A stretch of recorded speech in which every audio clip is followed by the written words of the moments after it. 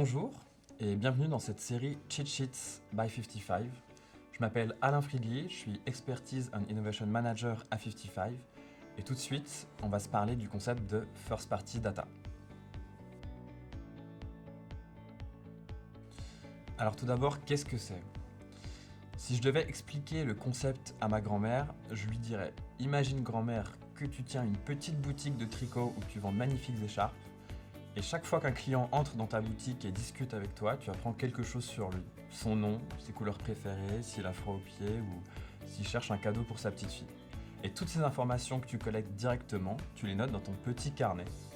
Et ce carnet, c'est ton capital de First Party Data. Maintenant, vous n'êtes pas ma grand-mère et vous êtes sûrement plus au fait du concept de First Party Data qu'elle, enfin j'espère pour vous. Mais pour le numérique, c'est pareil. Quand une entreprise a un site web et que des gens viennent visiter ce site, l'entreprise apprend des choses sur ses visiteurs, ce qu'ils aiment regarder, les produits sur lesquels ils cliquent, les articles qu'ils lisent. Et toutes ces informations que l'entreprise collecte directement sur son site, c'est sa first party data. C'est précieux parce que c'est comme avoir une conversation directe avec ses clients.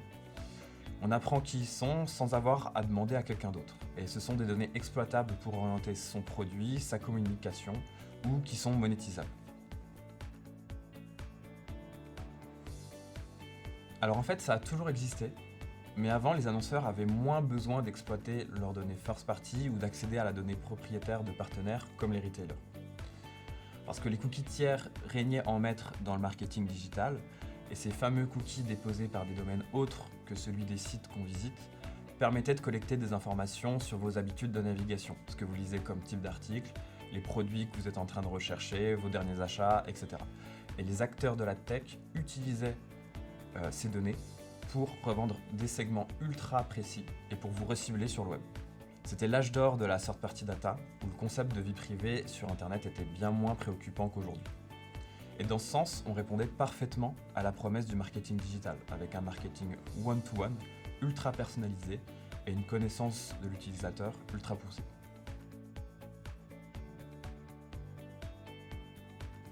Alors effectivement, il y a eu un changement de paradigme. Ces dernières années, il y a eu une levée de boucliers face aux traceurs comme les cookies tiers par plusieurs types d'acteurs, le législateur, les navigateurs et systèmes d'exploitation, et les internautes eux-mêmes qui ont pris conscience des enjeux et des risques liés à leurs propres données personnelles.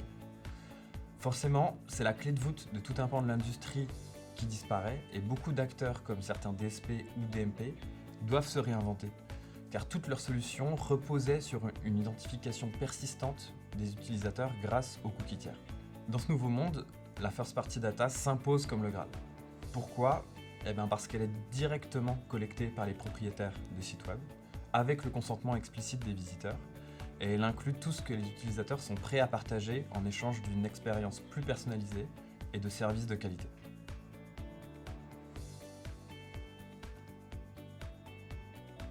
L'email, c'est effectivement la nouvelle clé d'échange entre les annonceurs et les inventaires publicitaires logués.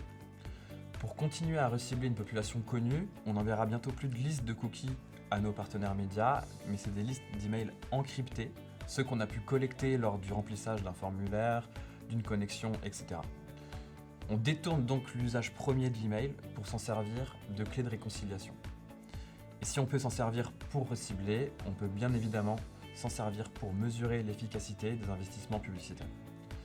Un annonceur peut donc utiliser cette donnée first party pour vérifier si son client a été exposé à une publicité ou non en le transmettant à un partenaire sur lequel il a acheté un emplacement publicitaire. L'avantage, c'est que ça permet aussi une mesure cross-device, contrairement à ce que permettaient les cookies tiers. L'inconvénient, c'est que ça ne fonctionne que pour les univers logués. Bien évidemment, on observe les efforts des régies de ces environnements logués pour faire tendre le marché vers une exploitation systématisée de cette first party data via le développement des API de conversion ou de connecteurs permettant d'activer ces données assez facilement. On parle beaucoup des annonceurs, mais les éditeurs peuvent aussi tirer de la valeur de ce type de données. Bien entendu, on pensera tout de suite à la personnalisation de l'expérience des utilisateurs en fonction du contenu qu'ils consomment, mais si on se place dans une logique d'optimisation de la gestion des inventaires publicitaires, on peut imaginer des analyses exploitant la first party data permettant d'identifier des contextes de diffusion ou des comportements à forte valeur. Par exemple, après combien de pages vues une impression a plus de chances de remplir un objectif donné, ou après combien de temps de session, à quelle heure, dans quel contexte de diffusion, etc. Donc tout cela permet in fine à un éditeur de mieux monétiser son inventaire auprès des annonceurs. Le retail media est en plein essor. Et une des promesses des retailers est de fournir un inventaire de qualité très proche de la conversion finale, couplé à une donnée first party unique, ultra intentionniste, ultra qualifiée.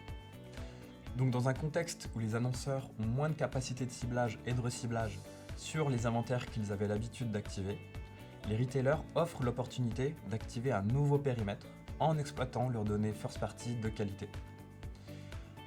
Au-delà de l'activation, on peut tout simplement vouloir en tant qu'annonceur croiser sa donnée first party avec celle d'un retailer pour obtenir des insights sur le profil consommateur, les préférences d'achat, etc. Et c'est ainsi que beaucoup d'acteurs ont pris conscience qu'ils étaient assis sur une mine d'or, leurs données propriétaires, qu'ils ont appris à monétiser via des offres data. Et aujourd'hui, les régies et alliances data se multiplient, ce qui montre que ces acteurs, dont le cœur de métier est très éloigné de la data ou de la publicité, ont su saisir cette opportunité. Qu'on soit annonceur, éditeur ou retailer, on aura compris qu'il fallait dessiner une vraie stratégie autour de la first party data. Tout d'abord, comment définir un réel capital de données first party exploitable?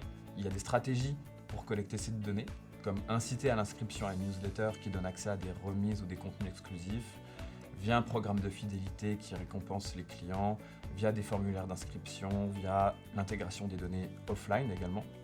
Quoi qu'il en soit, cette collecte, elle doit être consentie. Et plus la transparence et la relation de confiance s'installent entre une marque et les utilisateurs, et plus ces derniers seront enclins à partager leurs données qui auront ensuite une forte valeur.